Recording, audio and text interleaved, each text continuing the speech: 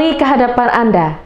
Pemirsa, satu unit helikopter jenis Bell 206L dari BNPB menambah kekuatan Satuan Tugas Kebakaran Hutan dan Lahan BPBD Kalimantan Selatan. Helikopter ini akan melakukan pemantauan atau patroli pada titik api yang tidak terjangkau Satgas Darat. Kepala Sub Bidang Kedaruratan BPBD Kalsel, Saifuddin Dinarja, menyebut bantuan ini tentu akan membuat Satgas Karhutla lebih cepat. Namun sementara ini, kinerja helikopter Bell 206L belum efektif karena masih menunggu 2 unit helikopter waterbombing. Diketahui hujan masih kerap terjadi di sejumlah wilayah di Kalimantan Selatan. Namun titik api juga sudah mulai terdeteksi oleh BPBD Kalimantan Selatan. Hingga Agustus 2022 terdeteksi 10 titik api dalam skala medium. Untuk menambah kekuatan Satgas Kebakaran Hutan dan Lahan, BPBD Kalimantan Selatan menerima bantuan 1 unit helikopter jenis Bell 206L dari BNPB. Fasilitas ini akan dimaksimalkan untuk memantau titik api yang tidak terjangkau Satgas Darat. Kepala Sub Bidang Kedaruratan BPBD Kalimantan Selatan, Saifuddin Dinarja, menyebut bantuan ini tentu akan membuat Satgas Karhutla lebih cepat.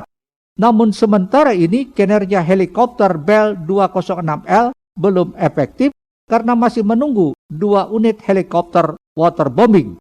Heli tersebut sudah melakukan uji terbang di Lanut Samsudin Nur dan sudah terverifikasi layak terbang. Akan terus bertugas di Kalimantan Selatan hingga status siaga darurat bencana Karhutla berakhir tahun ini. Sesuai permintaan kita, heli patroli itu 2 jenis Bell dan Airbus. 8 kan? Kemudian 8 itu nanti untuk membackup kebakaran hutan dan lahannya difungsikan untuk bombing.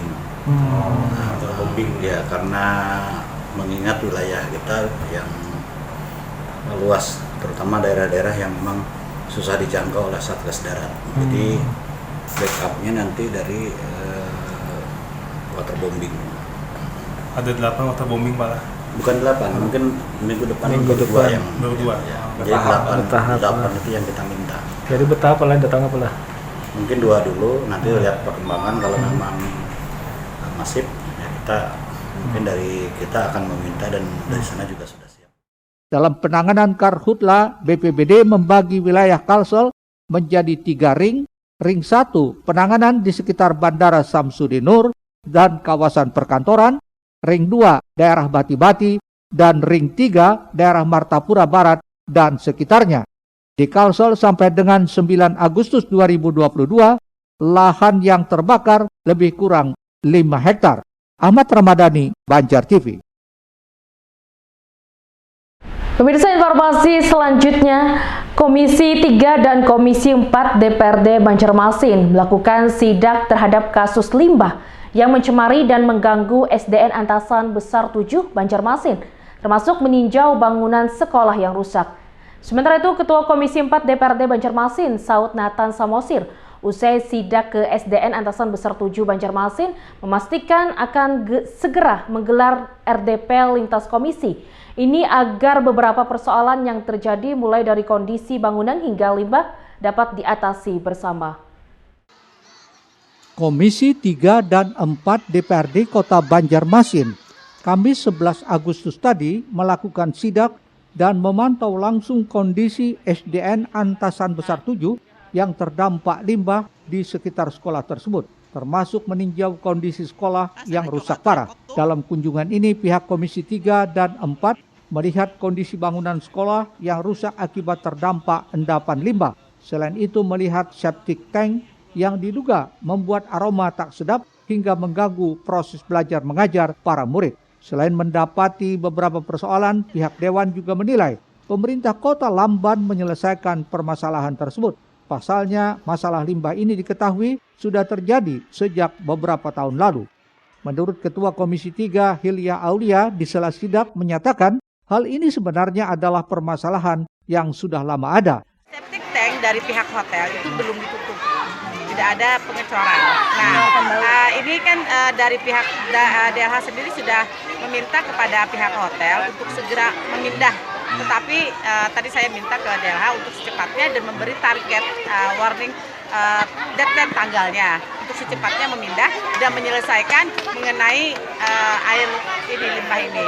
Cepatnya kita akan RDP dengan beberapa SKPD yang terkait.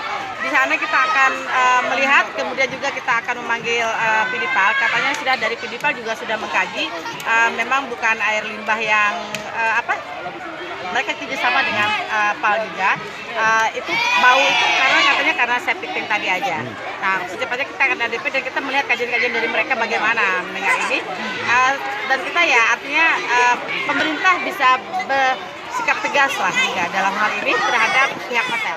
Apalagi dampaknya terhadap lingkungan sekolah yang dapat mengganggu kegiatan proses belajar mengajar. Murtasyah, Banjar TV.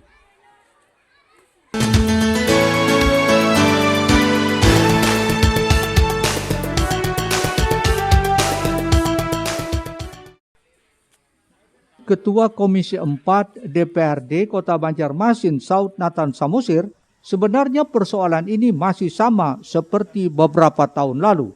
Disebabkan adanya limbah atau pencemaran membuat aktivitas sekolah menjadi terganggu. Menurutnya agar persoalan itu dapat diatasi dan dicarikan solusinya dalam waktu dekat, pihaknya akan melakukan rapat lintas komisi. Tujuannya agar beberapa persoalan yang terjadi, mulai dari kondisi bangunan hingga pencemaran limbah, dapat diatasi bersama. Jadi setelah kita kunjungan ini, kemarin sengaja kita ajak komisi 3, biar kita sama-sama. Nah, habis kunjungan ini sudah melihat kondisi sekolah dan juga bau yang kita rasakan, dan bau semua bangunan sudah betul-betul tidak bisa dimanfaatkan lagi. Ini kita akan segera melakukan rapat lintas komisi.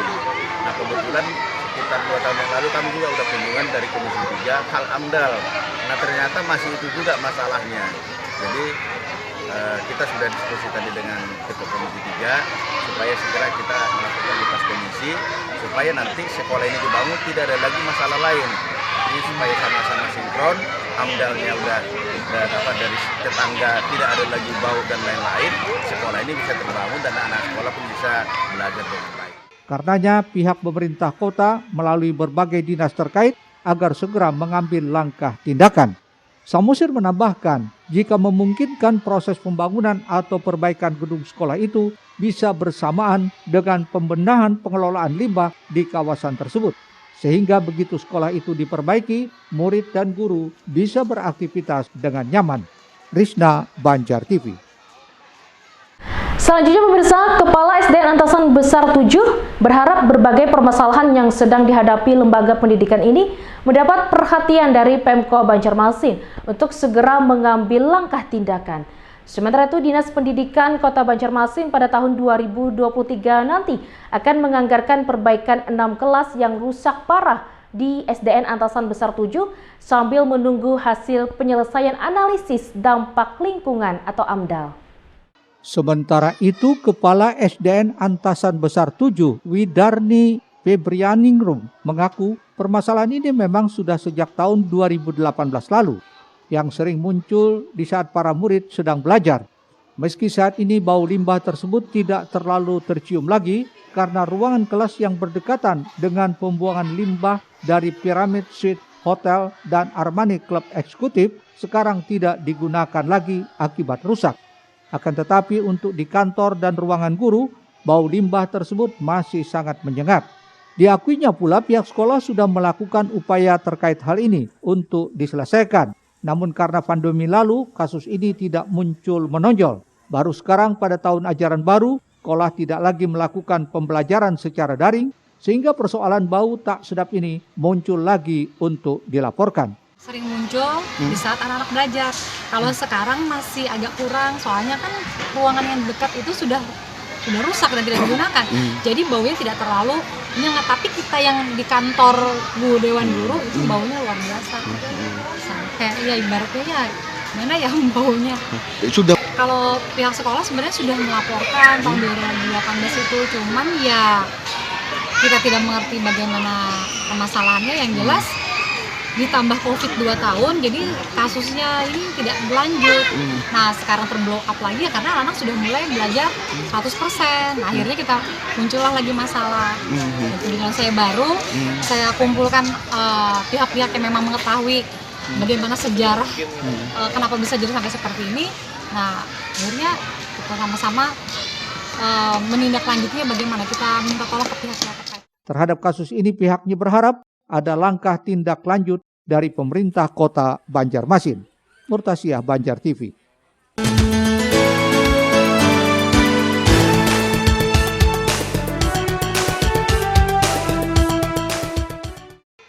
Sedikitnya 6 ruang kelas dan beberapa bangunan lainnya di SDN Antasan Besar 7 didapati rusak akibat endapan dan air limbah. Kondisi ini pun telah sampai ke telinga Dinas Pendidikan Kota Banjarmasin. Terkait kondisi ini, Dinas Pendidikan Kota Banjarmasin berjanji akan melakukan renovasi atau pembangunan 6 ruang kelas yang terdampak limbah tersebut di tahun 2023 dengan total anggaran 3,2 miliar rupiah. Ini seperti disampaikan Nuryadi usai sidak bersama anggota DPRD Banjarmasin beberapa waktu lalu. 2023 kami akan siap untuk merenovasi ini semua sebanyak 6 kelas yang ada ini. Nah, kelas-kelas yang ada itu sebenarnya 6 kelas saja yang dampak. Nah, kelas yang itu hanya tambahan kecil-kecil aja yang itu tidak representatif ya belajar. Nah, jadi sebenarnya yang terdampak itu hanya 6 kelas ya. Nah, 6 kelas ini insya Allah nanti di 2023 kami sudah akan menyiapkan dana ya, ditambah nanti juga ruang guru itu hampir 3,2 miliar. Kemarin 2,3 miliar, tapi kan karena mungkin tidak mencukupi ya kita tambah 3,2 miliar. Diketahui persoalan limbah di lingkungan sekitar SDN Antasan Besar 7 mengemuka sejak 2018 lalu. Keluhan pertama yang mengemuka adalah dampak limbah yang mengeluarkan aroma tak sedap hingga mengganggu kegiatan belajar mengajar. Pemirsa, guna memudahkan akses dalam mendapatkan buku bacaan sebagai jendela informasi dan pengetahuan kepada anak di wilayah yang sulit terjangkau, Trail Pustaka Dinas Perpustakaan dan Kearsipan Kalimantan Selatan mengunjungi SDN Surgi Mufti 4 Banjarmasin. Sementara itu, salah satu guru, Zainal Abidin, berterima kasih atas kehadiran tim Trail Pustaka Dispersif Kalsel yang berkunjung ke sekolahnya. Mengingat selama ini para muridnya merasa kesulitan mendapatkan buku bacaan terbaru dan berkualitas. Berangkat dari halaman kantornya di kawasan Jalan Jenderal Ahmad Yani kilometer 6 Banjarmasin, 4 unit Trail Pustaka milik Dinas Perpustakaan dan Kearsipan Kalimantan Selatan bergerak menuju SDN Surgi Mufti 4 Banjarmasin.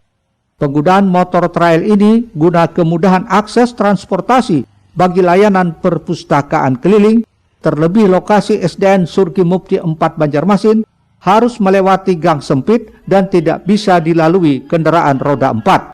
Sesampainya di lokasi, ratusan murid SDN Surgi Mufti 4 terlihat antusias dan gembira menyambut kedatangan tim Trail Pustaka yang membawa puluhan buku bacaan tersebut. Salah satu guru, Zainal Abidin, berterima kasih atas kehadiran tim Trail Pustaka Dispersif Kalsel yang mengunjungi sekolahnya, mengingat selama ini para muridnya merasa kesulitan mendapatkan buku bacaan terbaru dan berkualitas. Hari ini kami kedatangan Trail Pustaka dari Dinas Perpustakaan dan Kearsipan Provinsi Kalimantan Selatan. Kami merasa sangat bahagia, merasa sangat bersyukur, dan merasa sangat gembira dengan seluruh murid-murid kami karena kedatangan Trail Pustaka ini. Kenapa? Karena selama ini kami sangat kesulitan untuk mendapatkan bacaan-bacaan terbaru dan berkualitas. Alhamdulillah dengan datangnya Trail Pustaka ke sekolah kami, anak-anak kami bisa membaca buku-buku yang sangat bervariasi, berkualitas, dan buku-buku yang terbaru. Program Trail Pustaka ini merupakan salah satu terobosan dari Dispersif Kalsel dalam rangka kemudahan pelayanan perpustakaan dengan berkeliling mengunjungi wilayah-wilayah yang sulit dijangkau untuk meningkatkan perkembangan minat baca dan daya tarik anak terhadap buku bacaan. Erwin Yudanwari, Banjar TV. Pemirsa, tetaplah bersama kami di Lintas Bandung Sepekan. Usai jeda berikut kami hadirkan informasi pembagian bendera merah putih kepada masyarakat.